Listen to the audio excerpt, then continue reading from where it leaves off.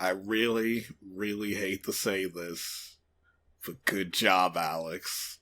Welcome back to Motorsport 101.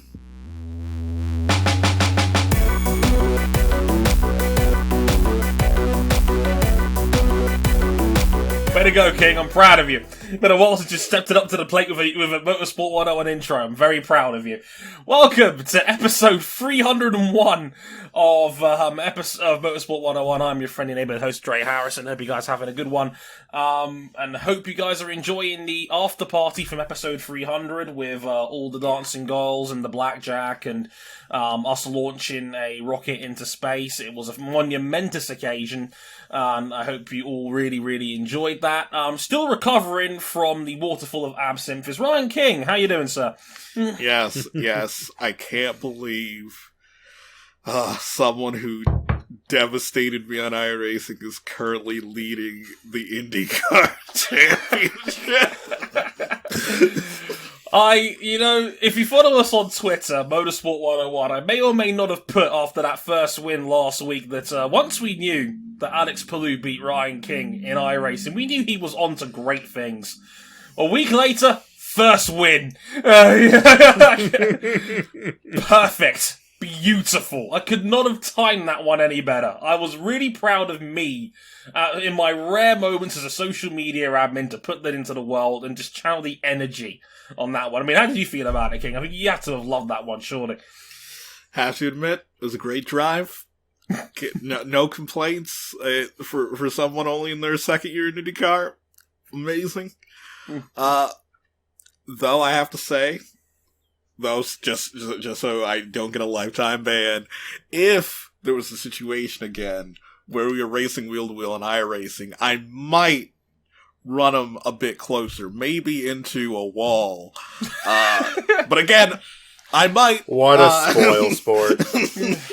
I didn't know Scott Speed was sitting in the replacement chair for this episode of the recording. You dirty driver, King. Like, let's just say Motorsport 101 says on the record, please do not punt people into walls while playing iRacing. Let's play sim racing hard but fair, okay? We do not condone Ryan King's potential tactics here. Drive safe and wear a seatbelt, as I used to say in all those Need for Speed games. Stick to the rules of the road, etc., etc. RJ O'Connell, how you doing, sir? I've got my lucky cup for a double dose of IndyCar discussion. I, again, miss Barber Motorsports Park with all my booing. King, you know what this means? You know what this means? That you've only been defeated by a future IndyCar Series points leader? Is that you can now market yourself as a jobber to the stars. You're just there to put the guys over that are going straight to the main event, brother. Yes, I'm here to gatekeep the Astor Cup. You get by me, you have an IndyCar championship in your future. He's the Thomas Luthi of IndyCar right here. You get past Luthi, you're getting into the big boy class. That's how it goes. King is now... You're the Dolph Ziggler of iRacing IndyCar. The Michael Bisping, the Dolph Ziggler, the Thomas Luthi, the Alicia Spargaro. King is the new gatekeeper of Motorsport 101. It's an important role, King. It's important, you know. You're valued here, you know. Now you know that if they get past you, they're on to greatness, you know. It's all good. It's important. Speaking of which, Wolverine is here with us. Hello, Cam. How's it going down there? You know, I'm a simple man. I like simple things. I like my top sports car class to not be a festering nightmare. Mm-hmm. And my chicken wings cooked properly. And in the last 24 hours, I've received neither of those things. I am mad as hell, and I am not going to take it anymore. You bit into a raw chicken wing. I mean, shit was so... That chicken was raw. That bitch was still clucking. I hate it. It's the old catchphrase from Gordon Ramsay on Hell's Kitchen. It was like, this chicken's so undercooked a decent vet could still save it. It's just like... Oh, no. It's like... just saying, in advance... In the news section, it's a brief news section on this episode 301. There's only 2 bullet points in it on our script, and one of them is literally, and I'm reading this out directly off the top, Cameron Buckley versus the ACO. We don't have monologues. No, because it's not just me. It's everyone. Because everyone is mad about this. Cam is the people's representative of people against the ACO. We don't have a lot of solo monologues on this show very often anymore. We may or may not have dedicated one to Cam Buckley later. Just, throwing that one out there. It could be a lot. So look forward to that, or run from it later on in the show, depending on how you feel about, sports car racing in general.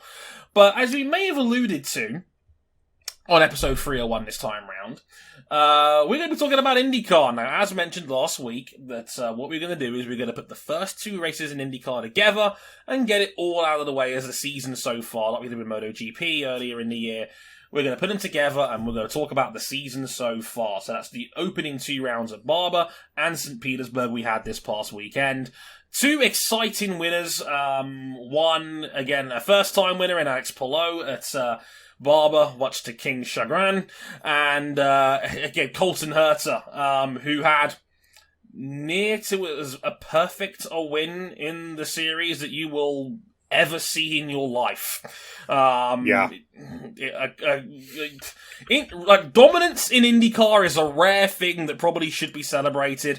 When you lead 97 out of 100 laps in an IndyCar race with multiple cautions, pretty special, if you do say so myself. And so much so that people in other series may or may not be keeping tabs on this. We'll be talking about that very shortly as well. So all of that, the rookie class, some bumping and banging, some incidents, all of that in the next 45 minutes or so, and Cam versus the ACO, because God bless us all, it's been a rough time to be a sports car fan.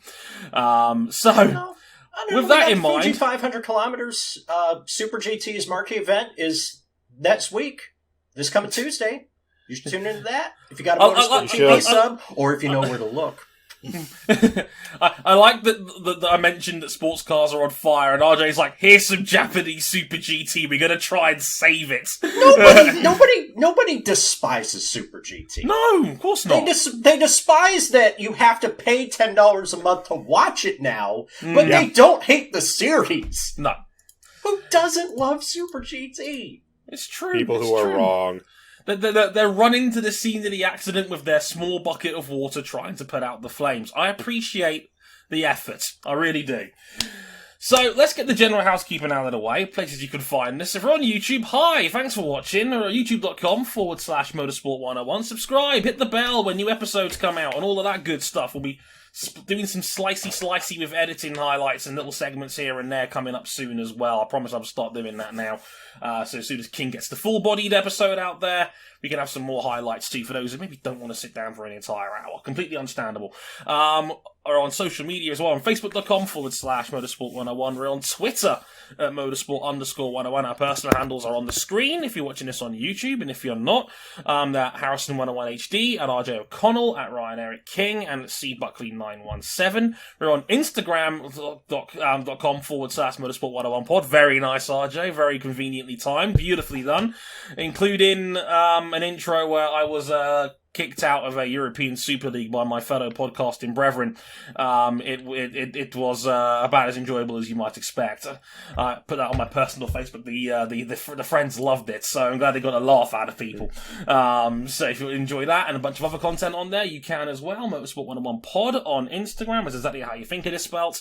And if you really like us, you can back us financially on Patreon. Patreon.com/motorsport101. $5 gets you early access to all of the audio versions of the show before they come out to the general public. You can upgrade to $10 to listen to them live as they're being recorded on YouTube, as well as the Supporters Club access to our Discord server for a bunch of extra bonus perks and whatnot as well.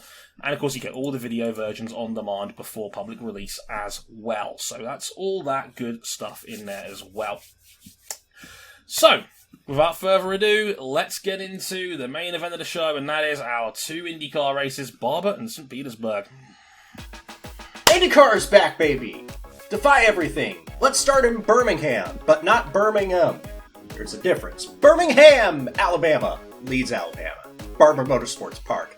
Alex Palou in his first race with Chip Ganassi wins at Barber ahead of Will Power and Scott Dixon after the field split between 2 and 3 stop strategies. It was a fun strategic battle. It was a better race than people give it credit for, as is most Barber races. Pato O'Ward, the pole sitter, was the fastest of the free stoppers. He led 25 laps after starting for the pole, but he ultimately lost out due to slow pit stops and finished in 4th. Earlier in the race, right off the first lap, Joseph Newgarden clipped the grass, started a huge chain reaction wreck, took himself out, Ryan Hunter-Reay, Colton Herta, Felix Rosenqvist. Not pretty. Everybody okay, of course. Ryan Hunter-Reay, by the way, he took a tire right to the aero screen. Yeah. We're glad that that's there, by the way. Yeah. Maybe the most graphic instance of the aero screen doing what it's there for. Absolutely.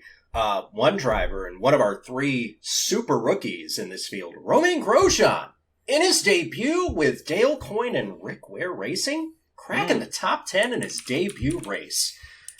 And that was all well and good, but we only had a week to digest that because it was off to St. Petersburg, Florida, not St. Petersburg, Russia. Again, big difference. St. Petersburg, the Monaco of Florida.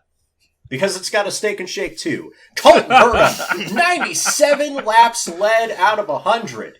He was as perfect as you could get in a race.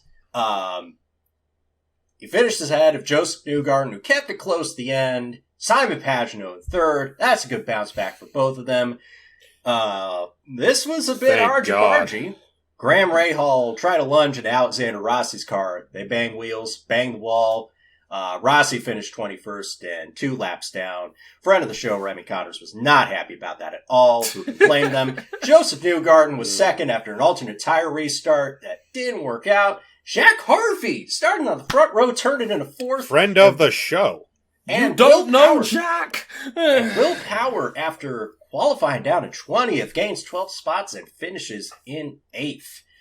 Good way to bounce back from this weekend. Trey, this was a fun couple of races. Where do we want to start? Yeah, they were a fun couple of races. I mean, I think it's safe to say none of them were absolute all-time classics, but, this was just good old solid IndyCar, and good old solid IndyCar is still better than, 90% of most series. If anything, they've had a bit of a bad rap because F1's had an abnormally good start, which is the obvious comparison given what we cover on this show. Because normally F1's had at least one stinker by now. We're IndyCar's awesome. And it's well, no, everything's been kind of awesome so far. We're not used to things being this good. We're spoiled! Yeah. We're spoiled for choice, for a change! How do we handle this? By breaking it down with smiles on our faces rather than groans and general dismay. Someone is kicking mad burnouts outside somebody's house, and I appreciate that very much. They were obviously channeling the spirit of Colton Herta at St. Pete, which I think is the perfect place to start talking, because it's the most recent victory, and he was so good, he's got people talking on the phone. That's what, King. Colton beat him down. This was a beat him down by IndyCar standards of monumental proportions. He started from pole, his 5th career pole position in IndyCar, and then led 97 out of 100 laps. I cannot remember if anyone's ever led 97% of the laps in an IndyCar race. Ever, as far as I can remember. Not recently. I want to say the last time that anybody dominated a race that thoroughly was Rossi a couple years back at Long Beach. But the thing is, Long Beach is at Long Beach, it's much harder to overtake than it is at St. Pete, where you have the runway front stretch that funnels down. You can at least pass there. There are passing opportunities at St. Pete that there aren't but all the kidding aside, Colton Herta just thoroughly dominated that race, even after 2 late cautions where Newgarden could have easily jumped him, and he just couldn't get around. Yeah, Newgarden threw the house at Herta, and there was just nothing he could do to really get by. Yeah, worth pointing out that Newgarden was on the sticker reds at the end of the race, so he was on the stickier tyre and still couldn't get close enough to mount a pass. Got close a couple of times, but Herta always seemed in complete control. It was a masterful performance, just like he'd been driving in the series 10 years. This is year 2 for Colton Herta. For a man born in 2000. Year 3, I should say, yeah, but it's barely year 3. He's still 20, only in his baby 20s. He's a baby.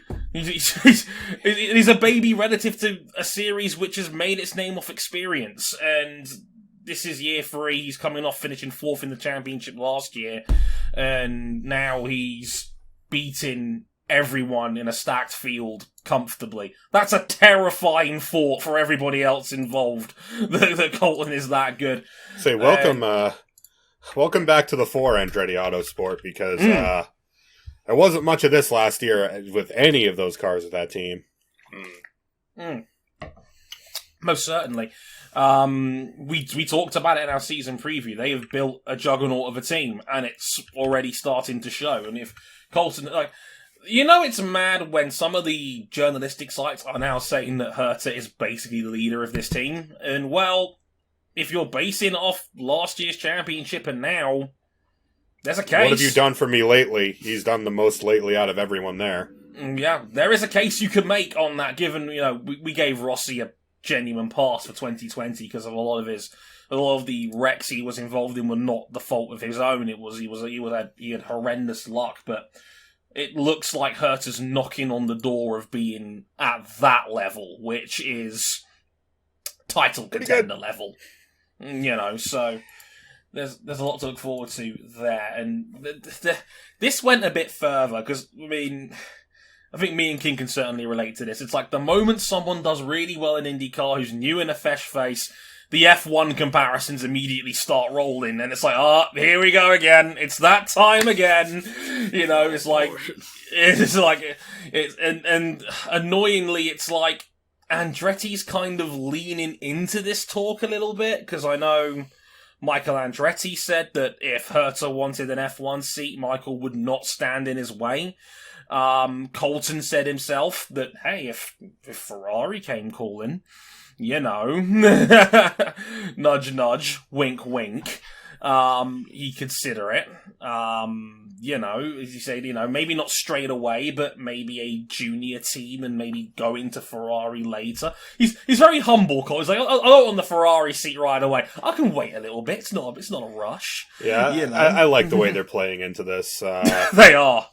Because I don't think they're particularly serious about it. Yeah, because they know it's great marketing. Yeah, they know it's not going to happen, because no. Ideally, if you're in a position to move directly from IndyCar to F1, it's going to be a step down, because you're not going to move to one of the big 3 teams in Formula 1. So you literally have to take a step down to the back of the field and then work your way up again. And no one's willing to do that. Yeah. No. Yeah, there's no reason why you take that step into F1 where you just, mollywopped everyone. 97 out of 100 laps led, to go run around 6th and potentially get hit by a rogue Mercedes or Williams. Yeah, it's again, like I said, we've seen this a dozen times. We saw it with Alex Rossi. He lead into an F1 return when he first got into IndyCar and was pretty much good right out of the box. The same talk, I was like, yeah, I'm just using this series as a stepping stone to get back into F1, and then when he realised the F1 door really was closed, it's like, I'm just going to get good at IndyCar instead. And, well, he got good, safe to say. But I did find it quite funny that the Andretti camp was definitely leaning into these rumours a bit more than usual, rather than just saying, what the hell are you guys talking about? Like, Chris Medland... We have fun here. Yeah, like, Medland, it was even like on Twitter saying, I know that for a fact that at least one team principal is keeping tabs on this, and I'm just like, it's cute and all, but would you actually really want to go to be an F1 midfielder? That's like the least appealing job out there in motorsport. It's like... But Dre, Formula 1 is the pinnacle of motorsport. We haven't seen anybody legitimately make the jump from IndyCar to F1 since Sebastian Bourdais, who won 4 straight national titles to get a Toro Rosso drive that he was cycled out of in a year and a half. It really is all about the opportunity. Jacques Villeneuve and Juan Pablo Montoya jumped right into winning teams right out of the box. Mm-hmm. People like Cristiano D'Amata and Sebastian Bourdais, on the other hand, no, those Not opportunities. so No. Neither. It was a winning budget with Toyota, just not a winning anything else. Yeah. So it's got to be something competitive, and I agree with everybody else. It would be cool to have someone take the IndyCar to F1 step. It would be cool to have another American driver on the F1 grid, but they really got... It would be too much of a sacrifice. There's too many circumstances say- that have to go right. Yeah. For Colton Herta, his biggest benefit is time. That he could, again, take 3 years out of a career in IndyCar, come back, and not really miss anything. Yeah. If it doesn't work, And he's still got plenty of time. Yeah, and we know, one, he's pretty good behind the wheel of a racing car. That's been established. Mm-hmm. And, feelings of nepotism aside, he's a Herta. He's always going to have a place in IndyCar somewhere if something else doesn't work out. Yeah. Yeah, certainly, certainly he's got, the kid's got a whole sort of aspirations there, and we are still talking about a guy who's only 20 years old at the end of the day, like as King says, he's got all What the time were you doing in at the world. 20? You know what's scary? He only just turned 21 at the end of March. Last month. He was 21 last month.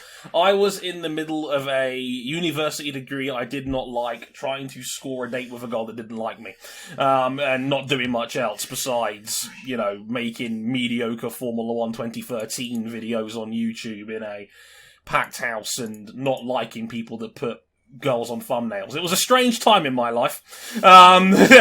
King knows what I'm talking about. Fun fact, Ray. As I was going through my Chrome bookmarks, Harrison 101 on YouTube was bookmarked because I didn't have a YouTube account at the time. Oh! That's the cutest shit I've ever heard in the 300 episodes I've been on here. That's so adorable. That's so precious. Yeah, that's how long it's been since I used Chrome. We should have mentioned Harrison 101 as part of our content creators that we've been checking out over the last 300 episodes. Great. I know. How did we miss that one? I don't know how anybody could have mentioned that. So underrated. Oh my god. But Colton Herta, pretty good at this whole driving a car thing. Yeah. Andretti, very competitive again, at least with a couple of the cars. We'll get to more of them later. And my championship pick, not looking too bad right now. Yeah. Not at all. He needed that. Him and Joseph needed that after Barber. Yeah, we should probably talk about that.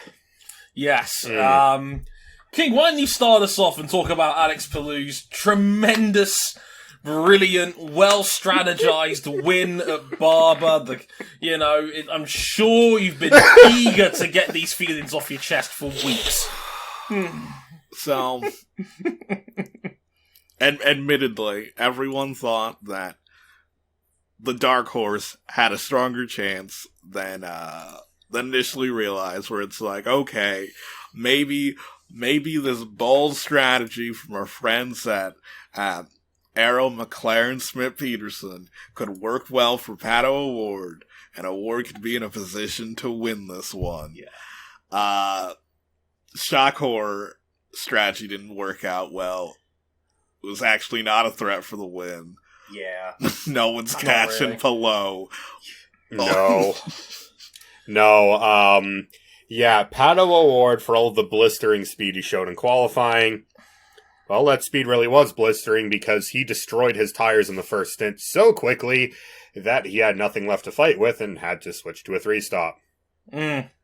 I think that was always the plan, and a 3-stop strategy is viable because that usually is the thing with Barber. It's right on the borderline of where you can sacrifice an extra pit stop to make the extra speed on a 3-stopper work, But you can also make a 2-stop strategy work. But the thing is with a 3-stop strategy is that you have to execute your pit stops just right. And unfortunately, AMSP just didn't do that all the time when they needed it.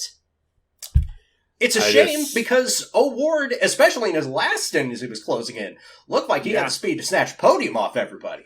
But just didn't work out. I'll tell you, his speed is real. The Great Wall of Dixon prevented that podium lunge. But Alex Palou he woke up and chose violence on everybody. He got into the lead and never once looked like he was going to relinquish it. Because he could keep all of that lap time that Pato could do and more, but he kept his tires going well into the race. Yeah. You know what? It's easy to work out from a strategy standpoint at home because Barber's a 90-lap race. So you knew exactly what was coming once Pato really went past lap 20, 22. And you could see what was going on where Pato had to come in early, and then it was like, oh, hang on. Palou's staying out. Must be a 2-stopper. And of course, lap 31, in he goes, and next thing you know, it's like after that, Palou pretty much said the entire rest of the way after that, essentially. Yeah, he was faster on his old red tires at the start than Pato was on his brand new tires. Yeah. We put this guy in a Ganassi and he was going to do great things. I didn't realize it was going to happen this quick. Yeah. Okay. We have to give some credit to one RJ O'Connell up here because it was RJ that talked about just how good this kid was before he even turned the wheel in IndyCar. And obviously my lack of knowledge of Japanese motorsport in general, I wasn't aware of Palou and how good he was going to be, and he's ticking every box, and he's been here for 1 season and change. RJ and I watched him win a race in Super Formula in his rookie season in the worst conditions you could possibly imagine. And he broke the field over his knee that day. In his kid is special. With a team that hadn't been competitive for many, many years. And he just went in and immediately won Rookie of the Year, competed for the championship all the way to the end. Remember, this is a guy who's the same age as Max Verstappen and had a trajectory that was kind of similar, going straight out of karting, where he won a lot of titles, right into Formula 3/Euro Formula Open, but, of course, didn't have the same trajectory thereafter. Races in GP3, bounces back between Japan, Europe, and Japan again, until he comes to IndyCar, and I'll tell you, he's proving to be an inspired choice. First Spanish winner since Oriol Servia in Montreal in 2005. You know, when he said he had a better shot at winning than Fernando Alonso, some people laughed. Who's laughing now? To be fair, any opportunity we can get to dunk on a Fernando Alonso quote, I will happily accept with open arms. I'm like, I like Alex Palou now. I like him even more. Sorry, King. It was an outstanding drive. It really was. It was and he was under a lot of late pressure because it's like the Imperial Guard was right behind him at the end of that race. The olds are closing in. Yeah, it was like Power and Dixon. And I'm just like, uh-oh, here we go. It's Will Power as well, with as much push to pass as he could save during the race. I don't think he laid off of that button for the entire final lap, but he just couldn't quite get there. Yeah, and if anything, I think they actually underdid it on the push to pass, but they were marginal on fuel, so he couldn't go all the way on the button like he would have liked to have done. So only finished about a second off in the end. It was a very close running thing. But even King appreciated the fact the man was weaving on the home straight going over the line with a car only a second behind them. I'm like, this kid is stunting on them. I'm like, stunt on these hoes. I was like, oh my God. I think the kids are all right. Goodness. I think the kids are all right is the lesson that we're learning 2 races into the IndyCar season. We have our name for the episode. You're better than mine. Fun fact, I was going to call this one Basic Hertanomics. The kids are all right, I think, is actually a better name. So I think we'll go with that. I think we're going to go with the original title of this episode, Adios. Oh yeah! Oh yeah! We mentioned it. King, say that without crying this time. It's okay. I forgot we were going to call it that on our Discord server. Well played, King. Very, very, very good indeed. And yeah, just like that win, awesome stuff. And let's not forget, we'll get into the full breakdown in just a second, but Alex Palou leads the championship after 2 rounds. It's a very close running championship right now, but more on that in just a second. But it's the youth is here. They have arrived in force, and it's going to be a telling sign over the course of 2021 about how this is going. Because, like I said, if last year was anything to go by, the kids are here. They are extremely fast, and they are going to ruffle some feathers of the old guard. And that is fantastic for a series that, is always about trying to build new stars, and it's been mentioned numerous times, and how they've dropped the ball on some dudes here and there, and yeah, they've got a whole batch of brilliant young talents in there now. Look, you don't need that formerly Sealmaster-sponsored clown for your series. You don't need to. The rest of your youngins are good enough. You're trying to pick up the ball for some other driver, and it turns out the ball is just a pile of septic sludge. Yeah. Which today is concentrated runoff from outside Barber Motorsports Park. Beautiful. Like Ken. Very good. I want to talk about wrecks. Yes, we have to. Many an incident, these first 2 races. I think we should start with race 1, lap 1. Not a good down day the field. For Joseph Newgarden loses it over one of the crests. He didn't actually hit the grass until the crash was well underway. Spun in front of the field and wiped out not only himself, but as follows. Colton Herta, winner of race 2. He's playing catch up. Jimmy Johnson is involved in the carnage, although he does escape it. Ryan Hunter-Reay took a tire to his aero screen, and without said aero screen, I don't think Ryan Hunter-Reay is here anymore. Thanks, IndyCar. And Felix Rosenqvist.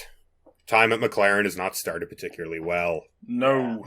It's a bad sign when Rosenqvist's race ends within like a few hundred meters, and his teammates just going on competing for a podium, potentially a race win. Indeed, big ol' wreck. It was the old classic NASCAR joke of green flag and the caution comes out, and I'm just like, oh.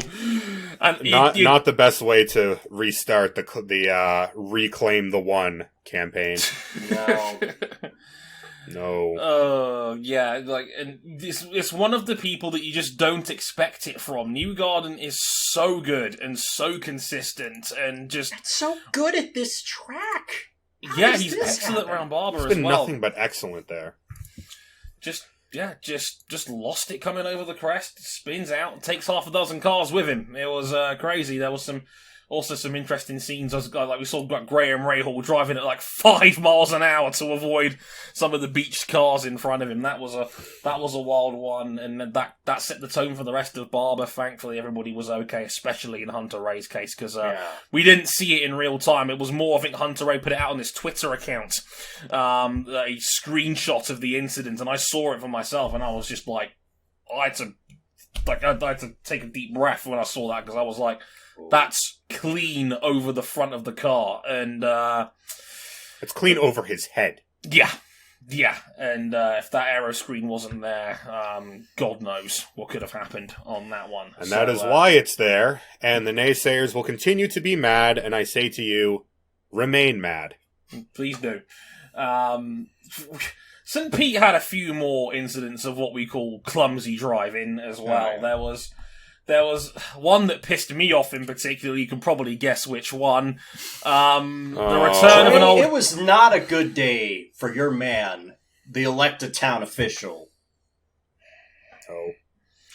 Yeah, I mean, first lap of a restart, and the old catchphrase starts burning through my retinas as Takuma Sato takes a lunge at the opening corner on Hinchcliffe, and then he smacks him in a very precise spot that knocks the valve out of Hinchcliffe's tyre and immediately deflates it. I'm just like, come on! That precision of that takedown. I'm just like, James Hinchcliffe was not best pleased about this, and posted on social media after the fact a picture of his car and the caption, "Sawtoed" in all caps. That wasn't even and it wouldn't even end there, because him and Ed Jones, the new Seal Master driver, the other one, mounts him in the middle of the chicane sequence. I'm just like, come on! I didn't know we were going to get some NSFW content in this IndyCar season. Let me just undo another button here. Yeah. Someone keep Paul Tracy far, far away from any shoe stores. No, it was a rough day for James. Next thing you know, like, Ed Jones has a clumsy one, and next thing you know, he's over the top of Hinchcliffe's car, who was already a lap down from the damage he'd taken from the Sato incident. He's just trying to drive clean and salvage whatever points he can get from a bad day at the office, and next thing you know, he's mounted by Ed Jones, who has now been demoted again to struggling Emirati. He's no longer British again. We're making that point again. This is an executive decision by me, and no one will argue with me on this one. That was rough. But the big clash that we had in that St. Pete race was two old title contenders and rivals, Graham Rahal and Alex Rossi, who... What was this? It was wheel banging into the turn 4 hard right. They bang wheels. Rossi refuses to yield. They bang wheels again. They both end up in the wall. Well, Rossi couldn't yield. His tire was cut. Yeah. Like, we had one driver say "if gap car" and one driver say "if car bet." Again, it was not great from. It was not great from either of them, to be honest. Yeah, to be fair, Rossi Rossi, had his tyre cut, so at that point he's a passenger. Unfortunately, not knowing what's about to happen, but it was an audacious lunge from Rahal that was pretty low percentage, I think, by the grand scheme. Because we all know Rossi races people hard. He always has. And Graham Rahal is another guy that will always race you hard, and, well... Unfortunately, these things happen. As mentioned earlier, Rossi was 2 laps down. After that, he was eventually able to reverse out of it, but his race was effectively ruined, as was Graham's. He would limp home as well with a damaged car. Although 15th in the end, to find the exact spot on that. But it was rough, to say the least, on that one. Rossi unfortunately kind of picking up where he left off last season, which is just brutal circumstances. He didn't really do an awful lot wrong in that incident, besides maybe be a bit hard in defending, and then of course tyre gets cut. One of those things. Shall we talk about some of the rookies so far as well before we move into our the new 3 section? super rookies, who interestingly enough are all older than both of our race winners. Yeah, exactly. 27-year-old Scott McLaughlin, 35-year-old Romain Grosjean, and 45-year-old Jimmy Johnson. All having various seasons of various fortunes. Romain Grosjean, we mentioned, 10th on his debut at Barber in a coin car. Yeah, I think he qualified 7th Not as bad. well. I mean, I think he only just missed out on a fast 6 spot. He was very quick, right out of the gate at Barber. Looked like he belonged. And that's a heck of an endorsement for a first-time outfit. I mean, everyone will tell you, and if anything, we'll get to Jimmy in a minute, but if Jimmy is proving one thing, is that these cars are hard. These cars are not easy. A lot of people will say they are. Grosjean has been blown away with the physical strain these cars are putting on him. He said the second race at St. Pete is the hardest thing he has ever done in a racing car. Oh, yeah. And his result at St. Pete was kind of more coming down to earth, but, it's good that Romain Grosjean is back in a place where he can be competitive once again, because he hasn't consistently had that in about 7 or 8 years. Yeah, he would have. I think he would have run his own grandmother over for a 7th place finish last year in that artist formerly known as Rich Energy Haas F1 team. Yeesh. Yeah, certainly. It's been a tough look. It's a tough learning curve for Romain so far. But I mean, 10th and 13th really, really isn't all that bad in the grand scheme of things. It's pretty good. I would even go as far as to say. Man, you have to remember he's not running for a Ganassi or a Penske. This is as far as IndyCar teams go, one of the minnows. He's pulling pretty solid results from them. Yeah. I'd love to know what you guys make of Scotty Mclaughlin so far, as well, because he's in the middle of the road. It's very similar results. They're literally line astern in the championship next to each other. 14th and 11th so far for McLaughlin. Obviously they've got to be patient with him. This is only his third ever race in the series. He cameoed at St. Peter at the end of last year. That didn't go so well for him, but so far, not bad at all. Certainly, again, fast. Not bad. Yeah. I the think speed has been very impressive. The results maybe don't show that. I think that first top 10 is just around the corner. Remember, this is a driver who hasn't raced single-seaters competitively in over a decade. His only such experience, according to his wiki page, is Formula Fords back when he was first getting started. Other than that, he has no prerequisite single-seater experience. Nothing. It's all been tin tops. It's all been supercars. And I know those things are pretty fast, but IndyCar is a whole different ballgame. And in that respect, I think Scott McLaughlin is actually exceeding expectations. Yeah, I think he's doing a great job. I think a lot of it speaks to the quality of the IndyCar field that's already there, that, established excellent drivers from other series, one of which being Formula One. Yeah. And supercars, there is a learning curve. They are having to find that this is a very different car, very different physical demands on the body. I mean, Herta actually debuted an innovation with Andretti that really helped them out. They actually have cool suits in their cars now. Oh. Didn't know they had that. On a day like they had at St. Pete in sweltering temperatures and humidity, that matters. It's Florida. You keep your driver fresh. That's a quantifiable advantage late in a race. Yeah, it's Florida. The Monaco of the United States. Yeah. So I think the results will come for both of them. I think that we just got to give them some time. Yeah. Scott's in a great position to succeed because he has the right team around him. Of course. And he's really... And what a livery. Oh, yeah. That PB2 car is good. Beautiful. Jimmy Johnson is having fun for a 45-year-old rookie who again, comes from a much different background. He's gaining experience. He seems like he's genuinely enjoying a new challenge in his career. That's really good. Let's just ignore the results and how far he's finishing behind everybody. It's fine. It's fine. Okay. We don't have to worry about it. Jimmy Johnson, until this year, I can't remember the last time he was in a car without a solid rear axle. He, perhaps more than anyone else who's come into this series, is coming from a completely different background of car. One where he was, pretty solid, a 7-time NASCAR Cup Series champion. It's all right. It's a whole nother ballgame here. But this year, in DPI, other than a couple of incidents he had, he was relatively pretty close to his teammates. In IndyCar, we'll see how things play out. First race wasn't too bad. I actually thought for the first race he did relatively well given his situation.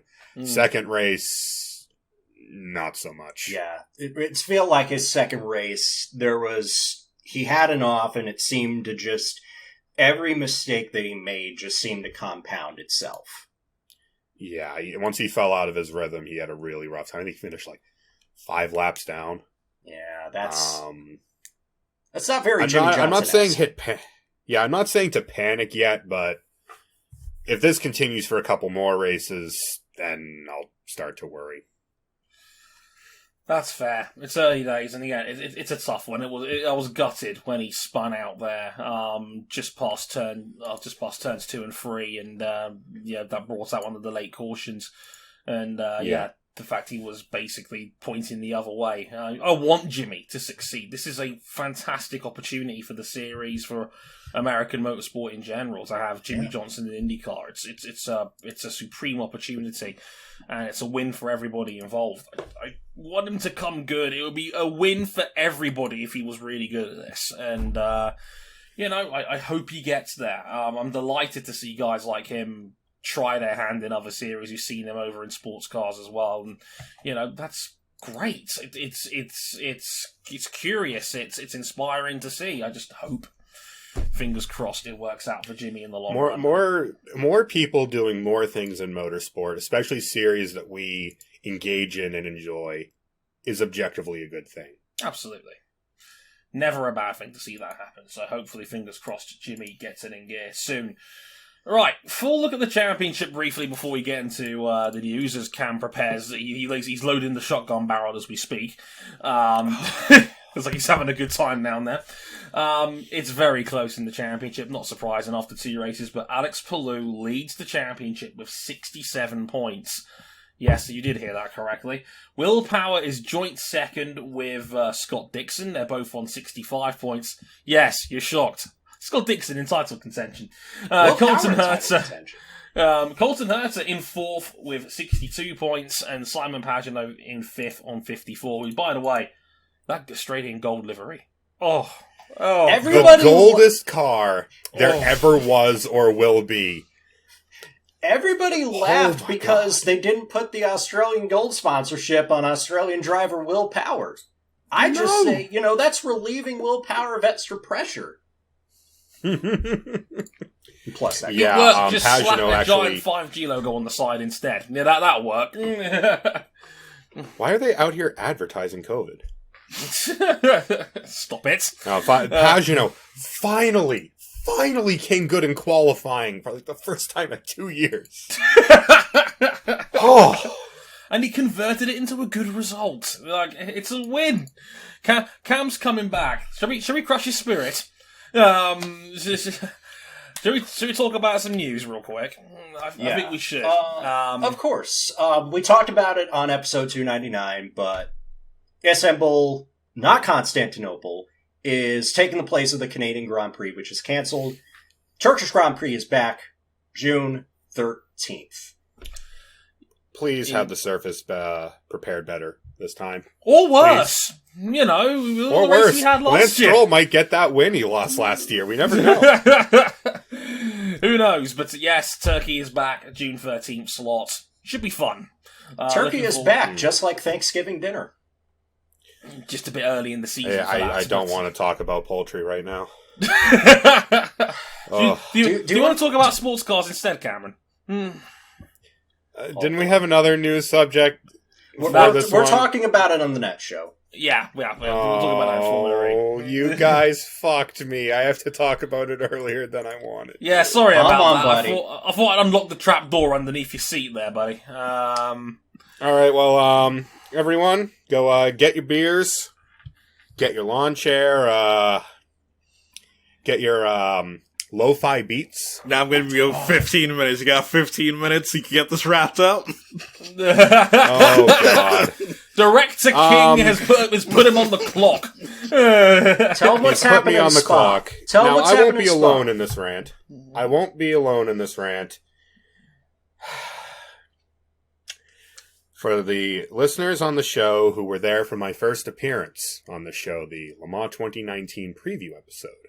Yes, Dre, put it away. Put it away. You remember my initial rant that I brought to you about the future regulations in the top class of world endurance sports car racing, World Sports Car Championship. My concerns about how they would balance these cars, what these cars would be like in terms of lap time. And in our most recent as of this recording, we just had our first sanctioned test for these new Le Mans hypercars. Because the 6 hours of Spa. Yeah, because their season opener is this weekend. So by the time this episode comes out, you'll have already watched the first race of the FIA World Endurance Championship. Cam, how did this first test go? What did we learn? What secrets were unfolded upon us? Did they bounce right? Brace yourselves. Well, it seems that between the new car, the Toyota GR010, and the Alpine, I can't believe it's not a Rebellion R13, I can't believe it's not a Orica 07, is pretty good. They're reasonably close on lap time, despite making their lap time in very different ways. And that's good. We love that. We love that competitive balance, especially when you consider that these cars will be definitively faster everywhere they go compared to all the other classes. Right? Right? Well, about that, RJ. An Le Mans hypercar did not top this test. What? Because despite multiple horsepower reductions, a weight increase, and a mandate forcing LMP2 teams to use their ultra-low drag Le Mans aero kits, a LMP2 was faster on ultimate lap time than either of these new hypercar entries. Surely that was just for one session while they feel things out, right? That's just a deal. This continued throughout the entire test. Now, the hypercars did eventually get to the top of the timesheets, but they did not eventually eclipse the top time of the week, which again was set by an LMP2 car. So, what if, hear me out, what if Toyota was sandbagging? I feel like you're goading him on here, guys. we thought that they were going to be sandbagging. And of course they're sandbagging at least a little bit. I mean, it's a BOP class. But you know what you can't sandbag?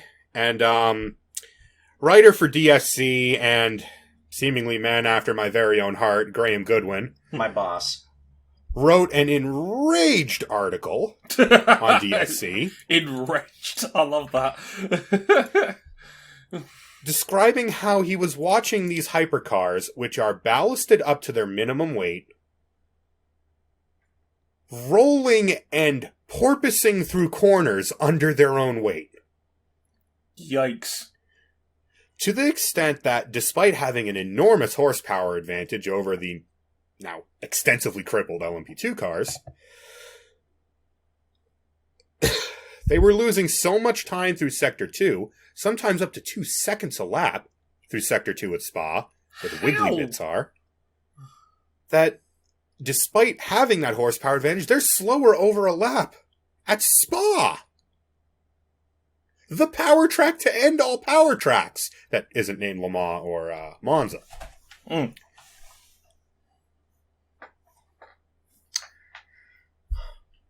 I have a RJ, I got nothing.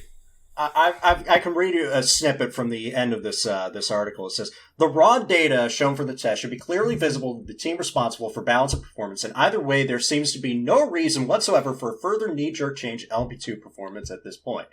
Which, by the way, I don't have a huge problem with them taking power off the LMP2 cars in principle, because both myself and supporter to show Sasha agree that, like, maybe 600 horsepower is a bit too much for a class that's supposed to be in part driven by, I agree with that wholeheartedly. Dentists. Hashtag dentist drivers. Teams should not be punished for showing Townsend Bell. I remember Townsend Bell describing it in his first race in Le Mans 2017 of handing a crazy guy an AK-47. Teams should not be punished for showing their speed, and the LMP2 teams were doing what they could to dial their cars into a package that none have had the opportunity to sample here before. The increased rate, reduced power, mandated low downforce aero kit coming just over 3 weeks ago. So all that got dropped on them.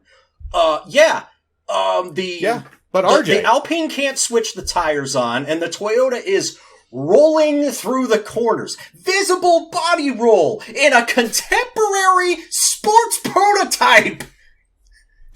And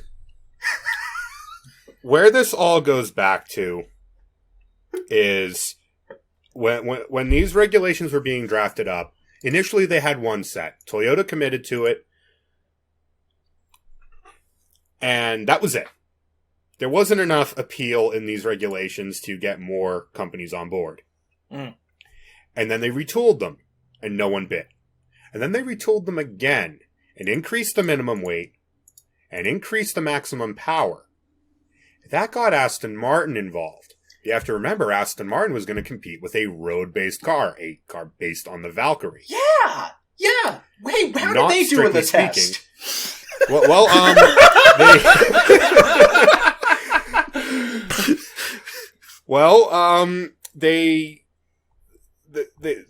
They saw the LMDH regulations, and those are an entire separate side story to this that I won't get into in this particular rant.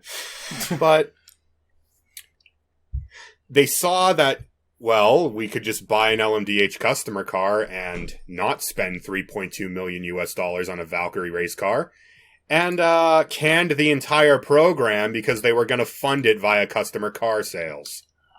Oh. At way too damn much per car, by the way, but that's neither here nor there. Way too goddamn much. So now you have a set of regulations that you've already had to reset your car designs because you were already designing a car to the first set of the regulations, to the point where Glickenhaus had to throw away their entire engine and build a new one, and Toyota had to jack up the weight on their car. And they've dropped these cars to crippled LMP2 pace. Visible body roll, visible porpoising, unable to switch their tires on because they can't put enough energy through them. Other than that, it's all going great. Regulations that were ill-conceived in the first place, that no one wanted to bite on. You created regulations to pander to a manufacturer that bailed on you anyway. Yeah. And now you've got regulations that appeal to none of the manufacturers. Toyota and Alpine are incensed about this. Toyota demanding changes to LMP2. LMP2, well, coming. What do LMP2 do? Philippe Albuquerque, who I think is a decent authority on the subject. I mean, he kind of won the 24 Hours of Daytona this year in the all final manner stint. Of sports prototypes over the last decade. Yeah, and Ant Davidson, who's driven pretty much everything under the sun. Oh, we know he's good. Yeah, saying that the cars are borderline undrivable because there isn't enough downforce to make the car work with Le Mans Aero around Spa. And we haven't even touched what they're probably going to need to do with the GTE cars, which may or may not be a dying category because there are still too many GTE cars on the market to just scrap them in favor of GT3, but nobody else is getting into GTE now. It's all great. Wait, it goes back to two main things with these cars. And one of them is weight. Weight adds, you add weight, you add lap time, but it's not linear. It's not just you add this amount of weight, it slows the car down by this much. It affects everything. It affects your reliability. It affects how you set up the car. It affects how you can work the tires. Yeah, because if you add weight to the car, it accelerates slower. If it can't reach the same top speeds, it can't generate the same amount of downforce it normally would. And it kind of just stacks and stacks and stacks. Yeah. And they're too heavy. And today I learned this, and the runner of the Mulzon's Corner Facebook group and the website, which has long since been more or less disused, but taught me most of what I know about racing car design. It made me a lot into the racing fan I am today. Talked about it at length today in his Facebook group. 4-to-1 lift to drag. The mandate for Le Mans Hypercar. For every 4 pounds of downforce it has to make, it can make 1 pound of drag. LMP2s have been over 5-to-1 for years. Mm-hmm. This goes back to the 2017 hard reset. Way before that. Even before then. When we had LMP2s giving LMP1s bloody noses in the late ALMS era. We have cars in the top class that are explicitly designed to be less aero efficient than their sister category. Significantly heavier than their sister category. And despite all that power, despite spending millions and millions of dollars on brand new car designs, with next to no carryover from old LMP1.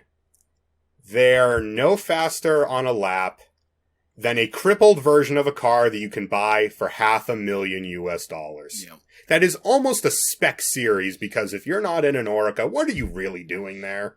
And the thing is that this is entirely conceivable. That it is not out of the realm of possibility. You can't say that no one saw this coming. Where it's like, hey, we're gonna I saw this coming 2 years ago! We're gonna fundamentally change the top class of international sports car racing without thinking of any of the possible repercussions to any other class that also needs to race on the same piece of track as this class. But don't worry, this is going to be the golden age of GT1 all over again, said all the old heads, until it turned out to actually not be that. So didn't that golden age of GT1 end with a Mercedes flying off into the tree line? It wanted to be everything under the sun. It wanted to be the golden age of late 90s GT1. It wanted to be late 60s prototype racing. It's like, we need to go back to more GT-inspired cars, despite the second class being still prototypes. Nothing can go wrong here. Wait, not enough people are adopting this new class, so those old prototypes, guess what? They're still gonna be around too and need to race alongside this. Oh my god, what could happen? And guess what, King? That Alpine, which is a year-old rebellion dressed up in its Le Mans era with less power and more weight, that car set a mid-3-teens lap at Le Mans last year. For a non-hybrid car, that is almost incomprehensible. But, again, we're also seeing... And this year at Spa, they are slower than the LMP2 that they ran last year. Lord. The same team. But again, we're also seeing the repercussions where they wanted to create hypercars sort of a GT plus class, where it's like, yeah, as a driver, you could work your way up through the GT categories and eventually make your way to hypercar, and then all the manufacturers. That was never going to work when it was going to be a mix of grandfather prototypes, new prototypes, and road cars. And let's be real, the Valkyrie is a road car in the loosest definition possible. It was an ill-conceived rule set in the first place, and while I think they can tweak it and at least get them away from the LMP2s, it's not that easy. You prepare your cars to the regulations you're given. You can't just press a button and jack up the horsepower. You can't just yank 30 kilograms out of weight out of the car, because then all of your testing up to this point, and testing with endurance cars is reasonably important when it's got to last 24 hours, is null and void. And you're going to have to go in and re-engineer whatever parts of the car are affected. It's not fair to the teams in the top class. It's not fair to the LMP2 teams. It's not fair to the manufacturers that haven't entered yet, who are watching this conflagration go down and be like, do we really want to be involved in this? Nope. Even I know, and I'm not even a sports car fan, this is the worst possible outcome that could have possibly happened for this test, where it's like, even I know that... As far as first impressions go... It's horrific. You've basically made a top flight car that is slower than the LMP2 class behind you, where you've done the hard bit. You've got all the manufacturers you could ever need on board, and you could piss that away off the back of one test. That's terrifying. Manufacturers on board. It's just like 2 teams. It's like, hey guys, don't worry, LMDH is coming to plaster over this. We got Ferrari, we got LMDH has another problem. Because LMDH is going to have to run to the same minimum weight and a similar aero window. And more importantly than that, why would you buy a customer LMDH? It's a manufacturer co-developed car. It's going to be more money. Mm-hmm. Why would you buy one of those for your customer program when you can buy an LMP2 for $500,000 and be 99% as fast? Because that sweet manufacturer dollar. Yeah. Like, honestly, that's where this is going. LMDH is literally the meteor, and sports car racing are the dinosaurs, where it's gonna come one day and just wipe everything out. I don't want to go through this shit again. We've had it. They need to figure out something quick, because LMP2 can't sustain. They can't get nerfed again. They can't. The cars are already borderline undrivable. And those are pro drivers saying that, not, like we like to make fun of the dentists who compete in the AM categories. But isn't LMP2 gonna die soon anyway? Like, it's gonna get replaced with a different category? It's gonna get replaced with more revised LMP2s, but that's at least 2 years away. Yeah. I think they're willing to just, hey, we'll let this play out for 2 years, then we'll actually fix the issue. That's not good. It's not good enough for anyone involved. And we just went through hell as far as the top sports car category worldwide. Thanks, Dieselgate. In the wake of Porsche's exit, we had Toyota steamrolling everyone, and then artificially strapping every piano they could find in the city to the Toyotas to slow them down. No one was competitive on merit besides Toyota. Rebellion got out of motorsport, period. The Janetta program got canned because, quote, I do things that I enjoy and things that make me money, and right now, WEC does neither. Yeah, SMP cars, BR engineering, those kept flipping, and the less said about Bicallers, who are still amazingly planning to make a car to these new regulations. Good luck to them. Get out. Can it. Save yourself. Colin, just go to LMP2. We've been telling you this for years. Oh my god. And what happens if you slow the LMP2 cars down again? Might as well just go to LMP3. They're having trouble passing GTEs. Because their horsepower's been cut. It's not the fact that the cars are slower. We knew they were going to be slower because LMP1Hs were breaching the world of Formula One. And that's fine. The cars being slower is fine. They didn't need to get slowed down this much. When you say your lap time target around Le Mans is a 3-minute 30 and your LMP2s are doing 3-minute 25s, why? Why do you want to make the cars 15 seconds a lap slower? I don't understand that. Gotta make the cars more approachable to amateur drivers. Why? There's a very good reason why the last time we had a big slowdown in LMP1s was 2011, where they more or less took the LMP2 regs from before and made them the LMP1 regulations. But we got new LMP2s next to that. That way, they wouldn't be commingling out on track. Now, Ferrari GT cars decided to take that upon themselves in 2011. But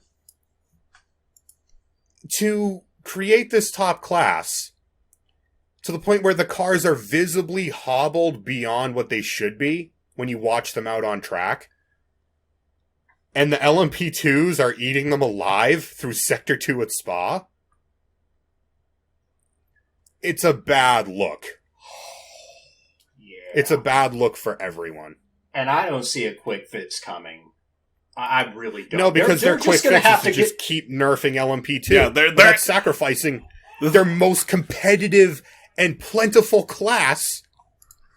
The thing is, there is no quick fix to this. Like, you literally have to start over from scratch, which you just can't do overnight. Which, what I'm saying, you're gonna have to wait out these 2 years. It's the big reset button. Who's gonna break it to Toyota and SCG and Alpine? Oh, by the way, we know we screwed you over 3 or 4 times while you were developing your cars. Could you go in and re-engineer them one more time? We want to drop the minimum weight. They're gonna blow their top over that. Yeah, they might just quit. And Jim from New York has no issue. Jim from New York is already ready to jump. He is in stay ready mode at all times. He never logs off. He doesn't need... We are not afraid.